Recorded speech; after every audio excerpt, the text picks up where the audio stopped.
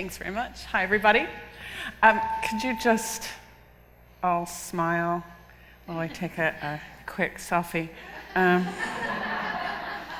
Ready? Thanks. So all good communication starts with research. I'd like to start by asking, how many of you work with or for a global company? Okay, hands down. How many of you work with anybody, or maybe multiple people, who are from a different culture originally than your own? Okay? How many of you are yourselves multicultural? Maybe you have parents from different countries, or you've lived in different countries over the years. Great. Okay, so my own interest in the field of intercultural communication. First, my background is 25 years as a business communicator. I have done both internal and external communication, but a few years ago, I had been working with global companies, and I found that often we weren't getting it right when it came to outside our domestic markets. And I saw other companies getting it very wrong, and I just became really interested in, are there other companies doing it well? And if they are, why? And so I decided after 25 years in the business comms world to go back to school and do a PhD in intercultural communication and see if I could learn something that I might be able to then apply to my comms background. And so what I found when I first started was that actually everything that's in the textbooks, everything that's in the research, doesn't necessarily apply. The whole world of global business has changed since everything that's been written and has been being taught. Because in the old days, you were a giant domestic player first, and then over decades, very gradually started becoming international and then global, and there was an idea that sometimes you became transnational. But what I found actually was since the turn of the century, a whole new group had emerged that we call born globals, meaning that within 3 years of startup, they were doing business internationally.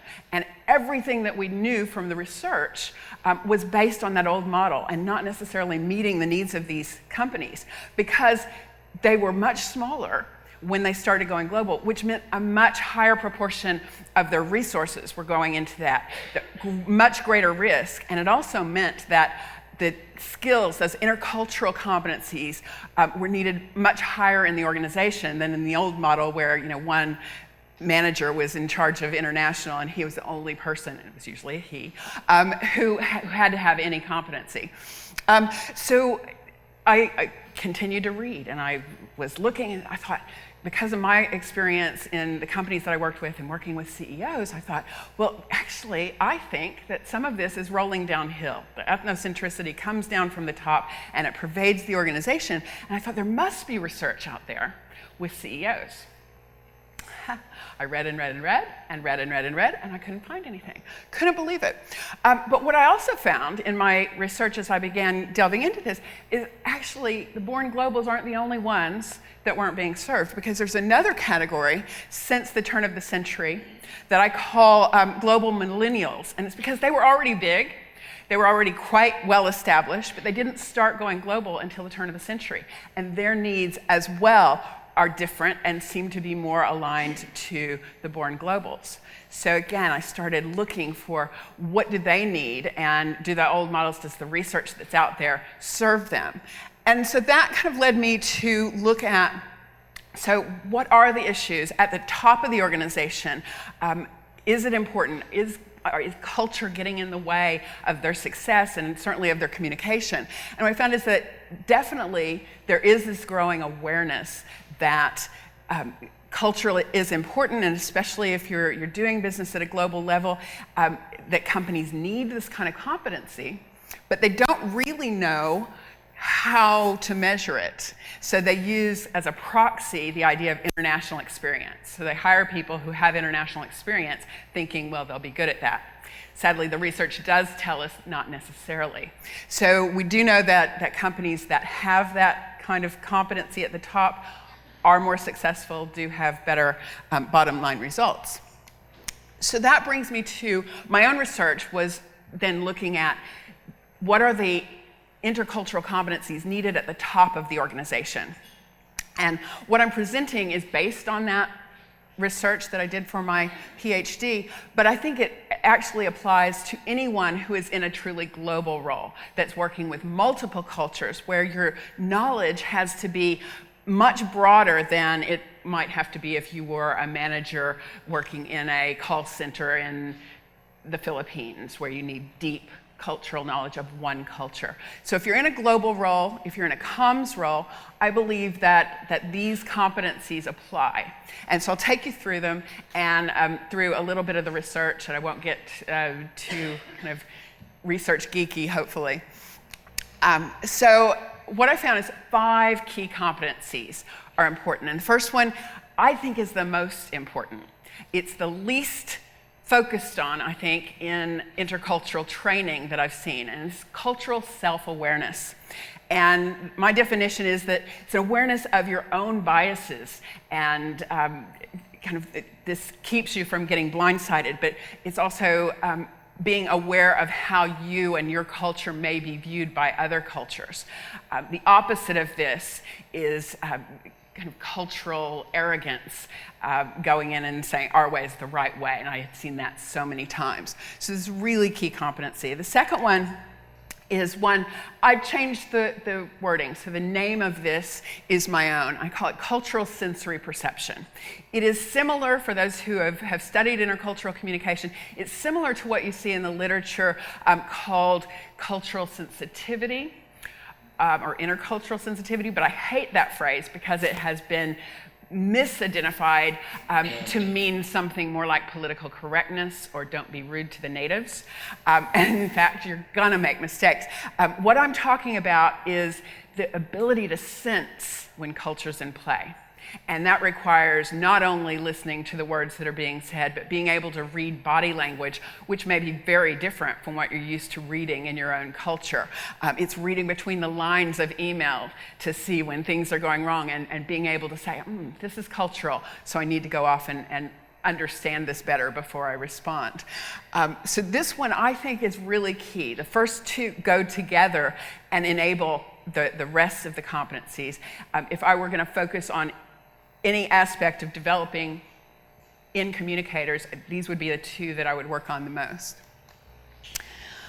The next is open-mindedness, and in this case, it's not kind of the same definition that we might use other ways, or I'm open to eating vanilla ice cream instead of just chocolate, but it's at least to hold off making the decision long enough to examine those biases that you already have. So holding on, it doesn't mean you sell out your views or that you make compromises necessarily, but being able to live with that uncertainty long enough to examine it from different cultural perspectives.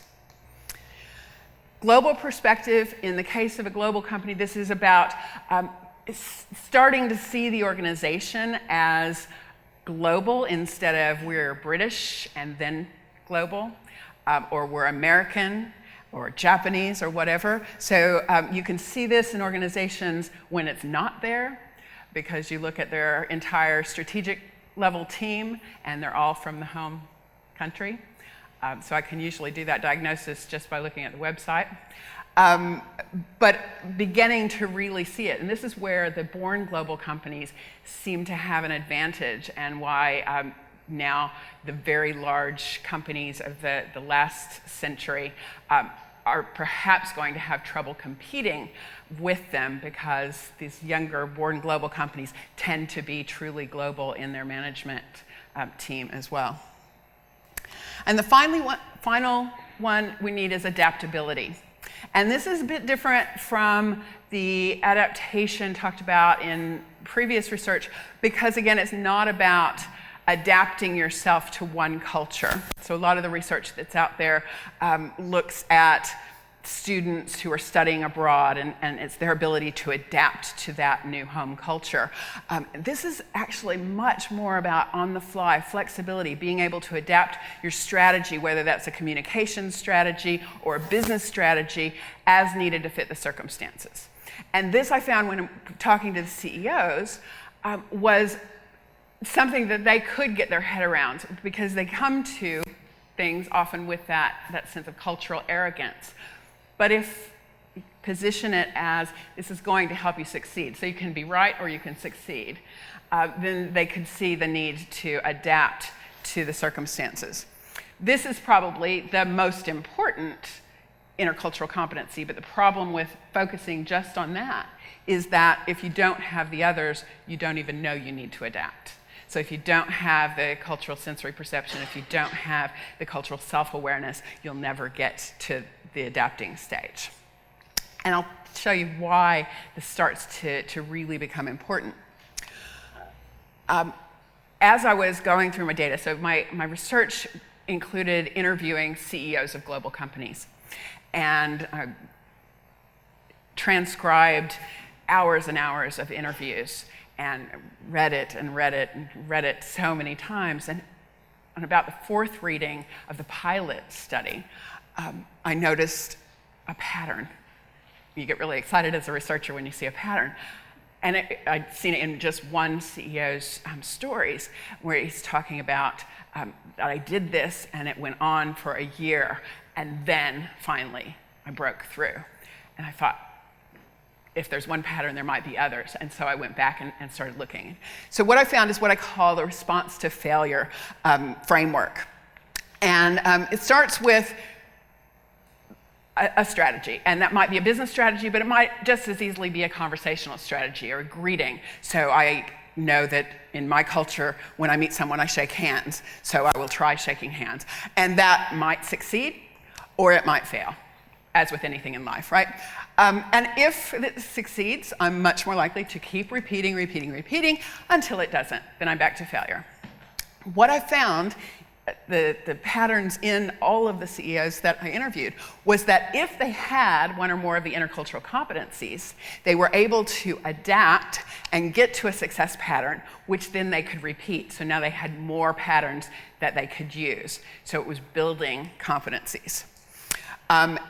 The first pattern that I mentioned noticing was, well, that didn't work, I'll keep doing it.